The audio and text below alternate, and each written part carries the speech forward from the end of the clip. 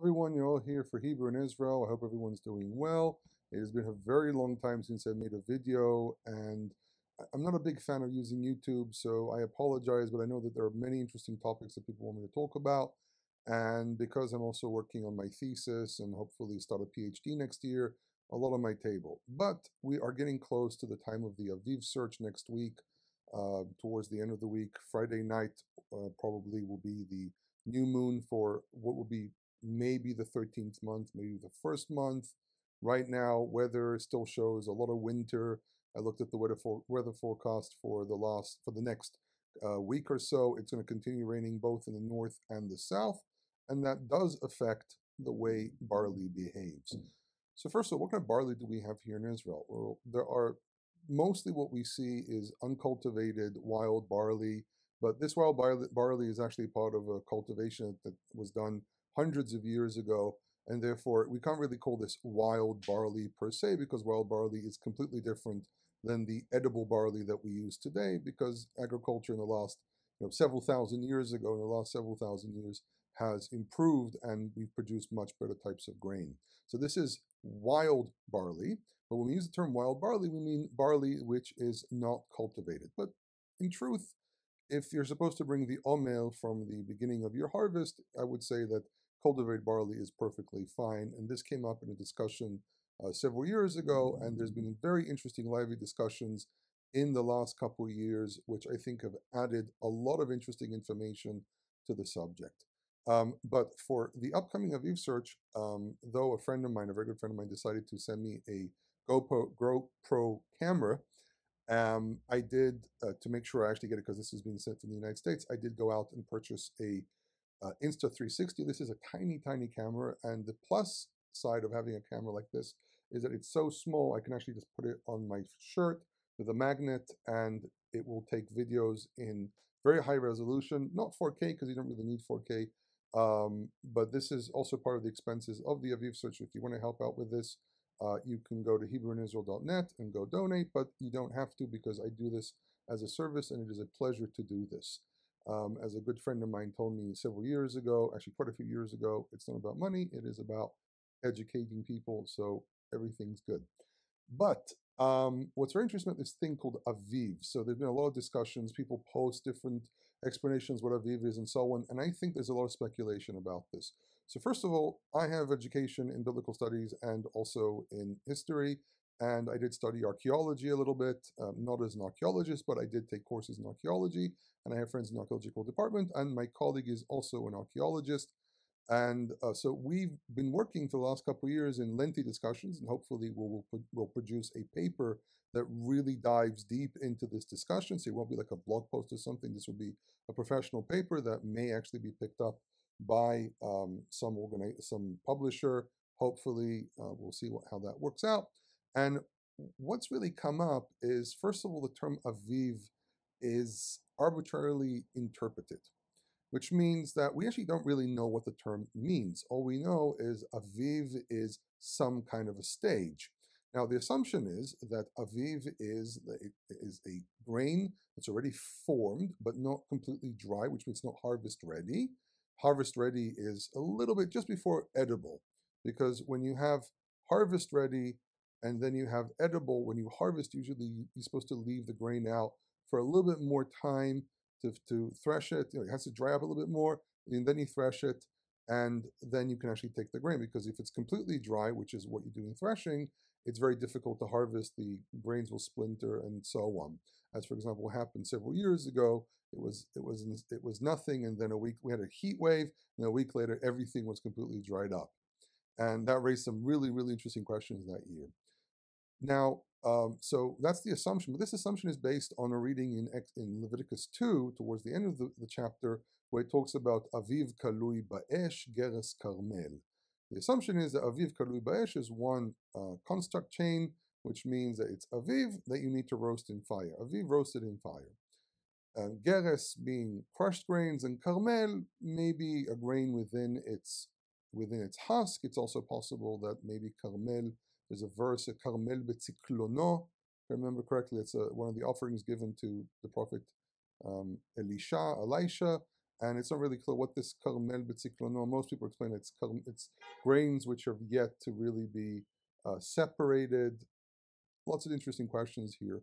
But the main problem that we have is everything we know about agriculture is really mostly based on what the Bedouins did in the land, and for example, the work that Dillman did in 1904 when he walked around the land. Interesting thing, he points out that harvesting in the land was done only during April and May, including barley, which would push the harvest and everything else much, much further, which means that a March, an early March, like for example this year, to 2022, would be an insufficient amount of time for barley to actually reach the state of Aviv.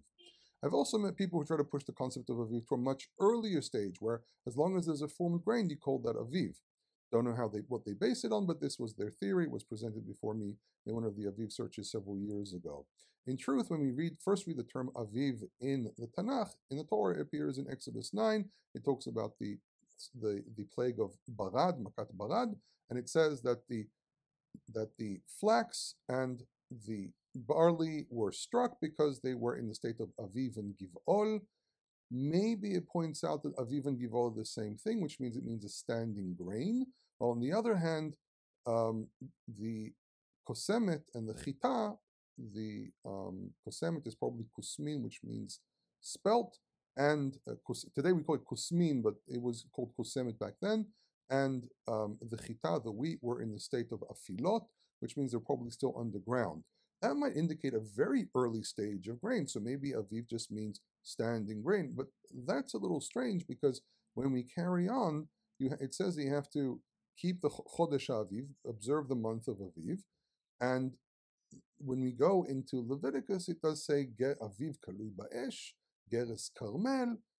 Why would you bring a non-formed grain into the temple unless maybe it's for animal feed? Now, this is an interesting idea, but then usually when you have Aviv is usually presented, like for example, in the Gezer tablet, which gives us kind of a calendar, Aviv, if I remember correctly, appears as 2 months. And then what's interesting is that Aviv is supposed to lead into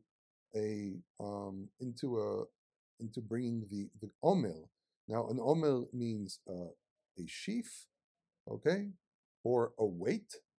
Now, in the book of Genesis, a sheaf is called an aluma, but Omer can also mean a sheaf. Now, rabbinic literature kind of gets into this weird twisting thing. It doesn't matter what stage the grain is. They always roast it, and it combines the law in Leviticus 2 and the law in Leviticus 23 as if it's one law. That might actually be wrong.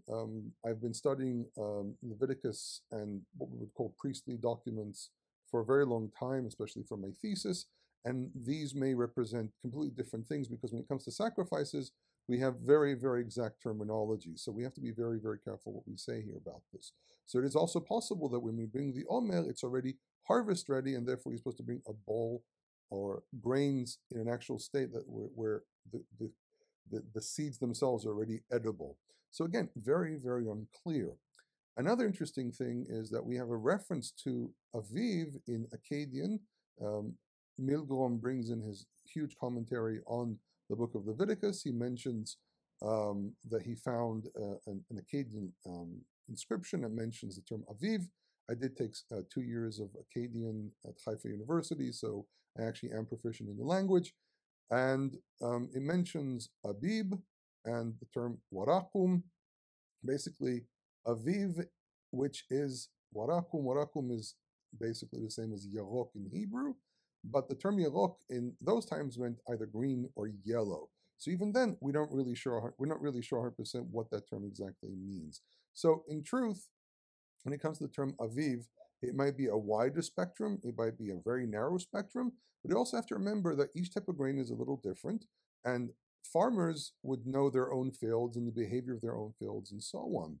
Also, fields in different areas behave differently. So there are many, many, many changeable things that can affect how we interpret this term Aviv. If a farmer in the north has one type of grain, and the farmer in the south has another type of grain, and one of them behaves differently, then one might mature earlier. It might be a shorter type of grain, so it doesn't need to exert too much energy in growing, and therefore it can put more energy in producing a seed, while grains which are much taller might actually, a grain that usually grows taller would take more time to produce the height and only then start working on producing its grains. Also, how much rain do you have? The south has less rain, the north has more rain. But what happens if you have, say, a few fields in the south or in drier areas that you can find Aviv, but 90% of the country isn't in the state of Aviv? So this makes everything very, very complicated. So when people ask me, what do we do with this information?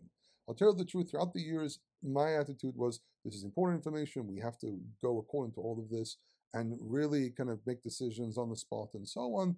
And today, I think that we really need to sit down and have very open conversations about how do we determine all these different things and not really base ourselves on, say, for example, a theory about Aviv that was invented several hundred years ago by, I would argue, unprofessional people who presented different theories and different ideas, and now these ideas are being perpetuated into this very day when we actually might have more information or more knowledge what these things mean. So yes, you walk away from this video very, very confused, and you say, so what now? I would say the following. I think the term the month of Aviv gives us a much broader picture, a much broader spectrum of what Aviv can really be. And I think that this is why that term is used, and it doesn't use the term katsir or anything, because Aviv is produced over a period of time. So even if we say it's one interpretation or the other, using the term Aviv in the Torah actually allows us to cover the entire land. I can find here and there, and then maybe find a middle ground. Say, for example, in the south, I found Aviv grain, but in the north, it's going to take 2 more weeks. It still means that we are in the month of Aviv. But we have to be very careful, because if I found a very small field here and then the rest of the country isn't, it might change our understanding of when exactly do we start this thing called Aviv. Because again, this is agriculture. It doesn't care about moon cycles. It actually cares about solar cycles. So we might not find Aviv just before the new moon, and then suddenly 10 days later we might find Aviv somewhere in the beginning of the next month, and that might indicate that we are in the month of Aviv. So I think we have to be very, very careful how we use this terminology and how we explain this terminology. And I think that until we have a really, really good understanding of all of this, right now we still have to continue working with what we have. But I think that a lot of the interpretation, a lot of decision making is arbitrary.